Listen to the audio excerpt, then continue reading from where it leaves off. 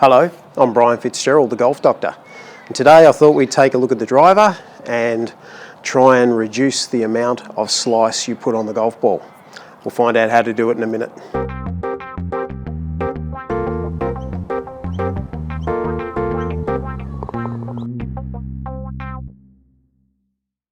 Okay, today I'm going to try and reduce the amount of slice that you get with your driver. Now, not everyone slices, and if you don't slice, this video is not for you. However, you can still pick up something from this video, because the reason why most people slice is they actually don't know where the club head is. They worry too much about their swing and hitting the ball where they want it to go down the fairway. But you can't do that if you don't know anything about the relationship between your hands and the club face. So what does that mean? I find that most people slice because they're so bent on getting power and getting distance, and having looked at a lot of YouTube videos, they're talking about using a lot of leg movement and body movement, and in doing so they actually forget where the club head is. So the club head is actually being left behind. If I have a perfectly square swing path and my club face is pointing to the right or open, the ball is going to go to the right. If I have a swing path that swings slightly to the left and I have my club face slightly open, I'm going to hit it with a very big slice. If I have a swing path that's slightly left and I have a square club face, I'm actually going to hit it with a little bit of a fade. The other thing is, there's a lot of information about coming at it from the inside swing path. If you actually come at it from the inside swing path and you don't know where your club head is, you're actually getting the club face pointing a long way right, and you are going to hit some very, very big slices.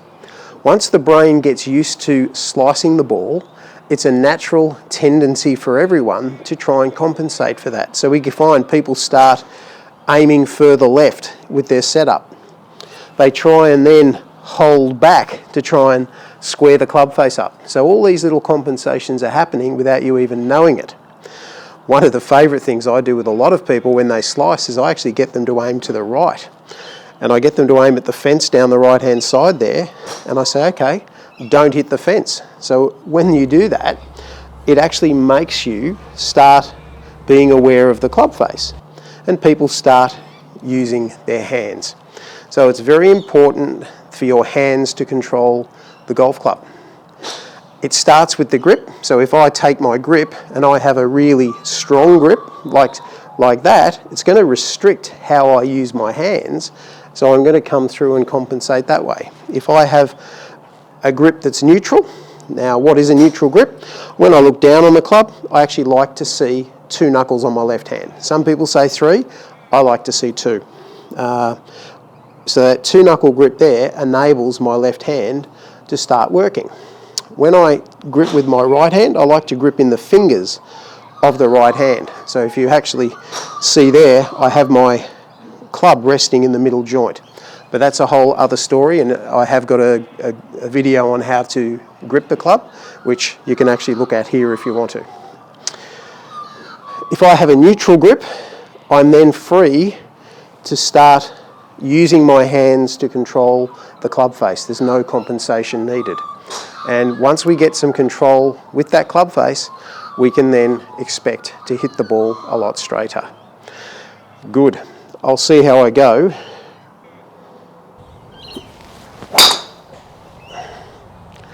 And there's a little draw. If I get my body through too much and too early, I'm leaving the club face open and the ball will send to the right. Just a little tip, if your left hand is really tight through the shot, so if I keep my left hand nice and flat and solid, my club face is going to be pointing to the right.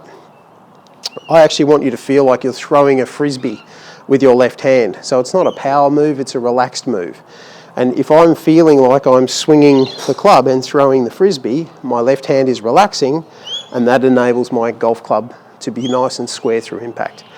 That's how we try and reduce the amount of slice. I'm Brian Fitzgerald, the Golf Doctor.